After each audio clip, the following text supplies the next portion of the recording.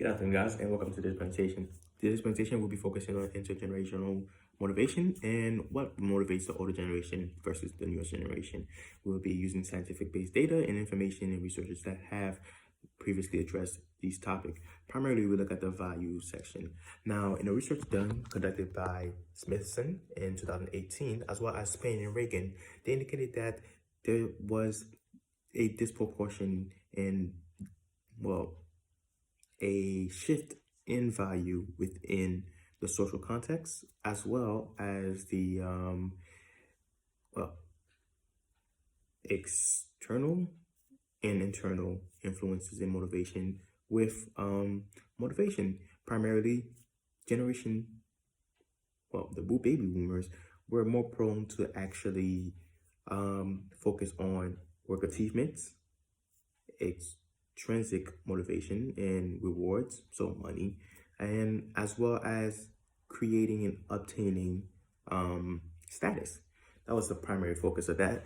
But then there was a research conducted by Augerty and Heath Rothstein in 2017, which determined that Generation Y is actually driven by internalized locus of control, indicating that they are more likely to take responsibility for their action. Generation Y is not motivated by the actual materials. Well, some of them were, but they were not actually significantly motivated by that, which was actually research conducted by Scolari in 2013, as well as the results indicating that millennials did not have a direct ethical stand in aspect of emotion manipulation, despite even in different countries, they found out that their actual motivation was not, manipulated. It actually could not be manipulated. It was primarily focused on the influences of an organization with the environment, eco-friendly. That was highly influenced in the research, and also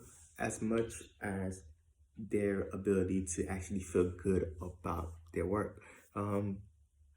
Scholarly, 2013 also mentioned that social aspect of motivation were the independent variables, and they were dependent on engagement. So as much as money and reward and status were actually influential in baby boomers engaging with the millennials and Generation Z, as well as Y, which are the millennials, they were more prone to actually be more motivated when being taught and actually being engaged with, and actually giving them their credit, but not in terms of just position, but just give them credit in learning and actually engaging with them and talking to them and actually having a chance to help them grow.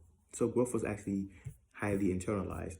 If we look at previous other researches that we have read previously in this week, in talent acquisition and focusing primarily on the best employees to train, I don't think it will be the same with the millennials, because as far as their performance go, you can't really determine how much motivated, how engaged an employee would be unless you actually get to help them develop.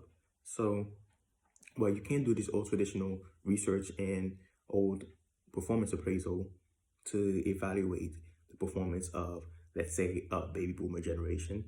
It would not really function well with the new generation. And that research that I've just responded about Scholarly, I believe, 2013, they confirmed that, while it may actually help to provide them with these external rewards, it would not actually help in the long run. And the article did indicate, even with Ford, stating that, it is better to actually train an employee that leaves than to not train an employee that stays. So why not work on each employees and, not, knowing how to specific target employees that will function.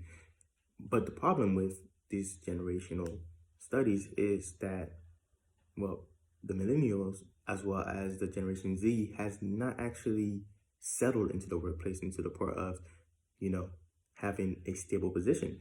they're taking over, but they're not actually fully in there yet. So we don't know if their personality might change and if their motivation might change also, which is why we need to do more research. This is why we need to collect more data and determine if this is a systematic process in which, much like the political stance, where a young liberal might turn conservative at the age, maybe a young millennial is bound to turn into, well, a baby boomer at heart, and especially in the workplace. So that would be a great research to do. And